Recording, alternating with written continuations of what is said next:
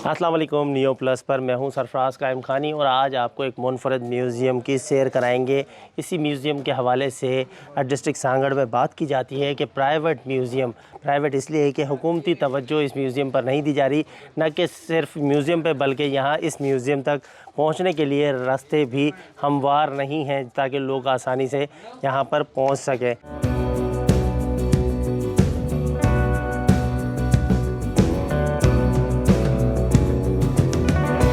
जिस वक्त हम मौजूद हैं डिस्ट्रिक्ट सांगड़ के ऐसी कोर्ट में जहां पर एक शख्स ने अपने शौक़ के करते ऐसा म्यूज़ियम कायम कर दिया है जो आने वाली नस्लों को न सिर्फ ये बताएगा कि बादशाह महाराजा और राजा के दौर में किन चीज़ों का इस्तेमाल होता था, बल्कि ये भी बताया जा सकता है कि उस वक्त किस तरह से ज़िंदगी गुजारी जाती थी।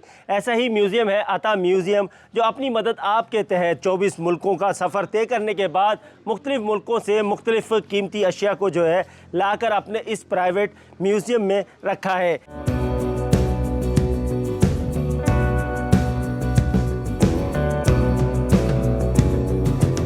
यहाँ हम आए हैं और आने के बाद यहाँ पर जो इस म्यूज़ियम के रोए रवा हैं उनसे भी बात करेंगे और उनसे जानेंगे कि ऐसा शौक़ क्यों था कि पूरी दुनिया आपको घूमनी पड़ी और वहाँ से लाकर कीमती चीज़ें यहाँ पर लाकर इस म्यूज़ियम बनाया, और म्यूज़ियम बनाने के बाद हुकूमती तवज्जो ना होने की वजह से ये सारी बातें मालूम करेंगे अता मोहम्मद चानियों से। वो यहाँ पर मौजूद हैं और यहाँ पर हम आपको लेके भी चलेंगे और दिखाएँगे कि इस म्यूज़ियम में क्या क्या चीज़ें मौजूद हैं।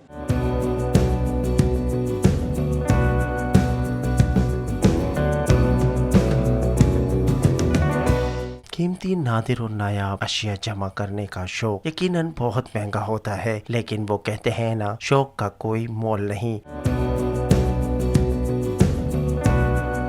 सिंध के रहने वाले एक नौजवान ने सहरा में म्यूजियम बना लिया। अगर आप जिला सांगड़ में मौजूद हैं, सफेद रेगिस्तान के लहराते पल खाते रास्तों को अबूर करके जैसे ही अचरोथर के एक छोटे से गांव बांको चानियों में पहुंचेंगे तो आपका इस्तकबाल अता मोहम्मद चानियों करेंगे, जो आपको अपने म्यूजियम की सैर कराएंगे। इनके म्यूजियम में जैसे ही दाखिल होंगे तो आपको बेशबहा कीमती नादिर नायाब अशिया का खजाना नजर आएगा। ये म्यूज़ियम तो हमारे यहाँ के हैं अता मोहम्मद चानियों, हमारे यहाँ के पहले चेयरमैन भी थे, तो उन्होंने बनाया और उनकी शौक़ की वजह से, अपनी शौक़ की वजह से उन्होंने बनाया हुआ।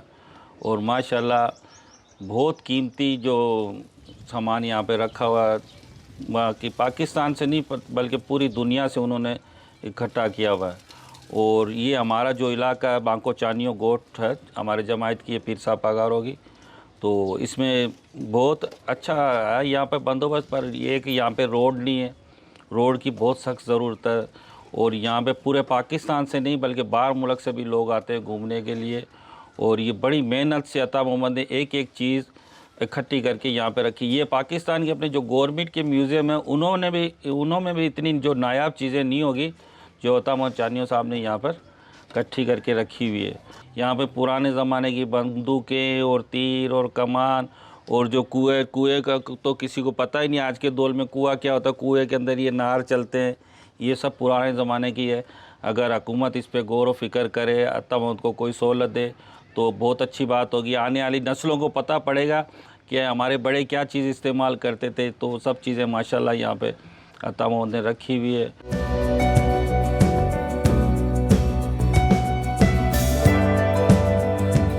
हर शे अपना अपना तारीखी पसे मंज़र रखती है। इस म्यूजियम में कई दहाइयों पुरानी जीप लोगों की तवज्जो का मरकज है। सिर्फ यही नहीं, ऑडियोग्राम, कदीम रेडियो, मुख्तलिफ कदीम हथियार साजों की कई इकसाम, हुर तहरीक की बंदूकें, टाइपराइटर और ज़रई औजार, पुरानी घंटियां, कुएं की चरखी, अंग्रेजी दौर का पिस्तौल और कीमती मूर्ति समेत सबसे अहम मिट्टी के तेल से चलने वाला पंखा तवज्जो का मरकज बना हुआ है, जो इस म्यूजियम की शान बढ़ाने के लिए काफी है।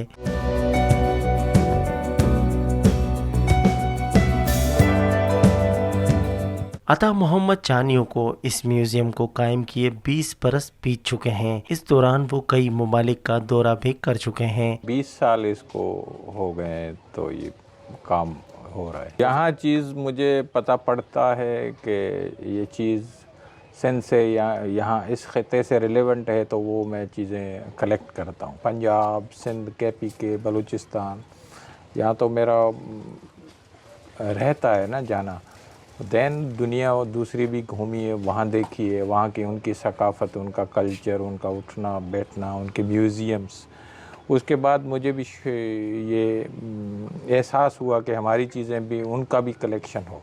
तकरीबन 24 कंट्रीज़ का मैंने विज़िट किया हुआ है।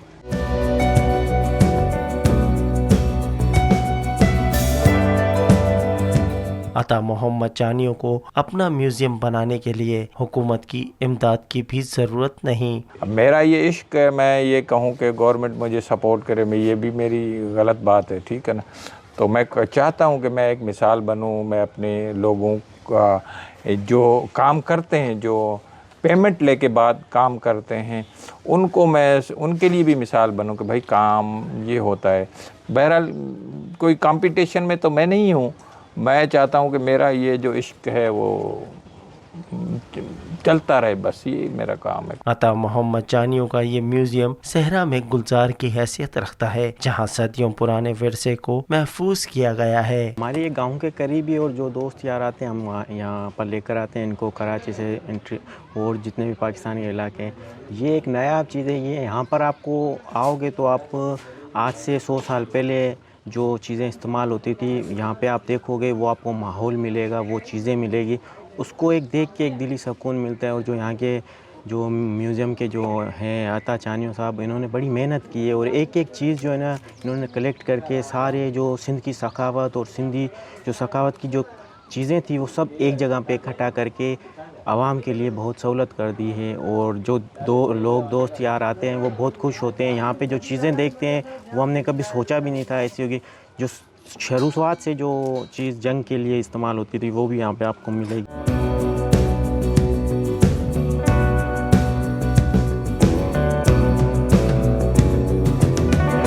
शौक का कोई मोल नहीं होता, शौक कीमती भी होता है, शौक सस्ता भी होता है। किसी का शौक जानवर पालने का है तो किसी का शौक स्पोर्ट्स गाड़ियां रखने का है, तो कोई हथियारों का शौकीन है। लेकिन इन तमाम शौक को इकट्ठा करते हैं तो इस तरह के म्यूज़ियम कायम होते हैं। यहाँ पर अता मोहम्मद चानियों की जानिब से एक म्यूज़ियम कायम किया गया है, जिस म्यूज़ियम में ये तमाम शौक इकट्ठा कर दिए गए हैं। दुनिया के 24 मुल्कों में सफ़र करने के बाद जो चीज़ सिंध के सकाफ़त जानी जाती है उसे यहाँ पर लाकर इस म्यूज़ियम में रखा गया है, ताकि लोगों को ये बताया जा सके कि इस म्यूज़ियम का मकसद क्या है और इस म्यूज़ियम में रखी चीज़ें किस दौर में इस्तेमाल होती थी। इस म्यूज़ियम के जो ऑनर हैं उनकी जानिब से कहा गया है कि मेरा शौक़ था, मेरा इश्क था कि म्यूज़ियम बनाया जाए और म्यूज़ियम बना दिया गया है। लेकिन वहीं पर अगर बात की जाए हुकूमती तवज्जो की, तो हुकूमत को चाहिए कि फ़ौरी तौर पर यहाँ इस म्यूज़ियम तक पहुँचने के रास्ते हमवार करे, ताकि आने वाली जो नौजवान हैं वो यहाँ आकर ये देख सकें कि उनकी सकाफ़त क्या है।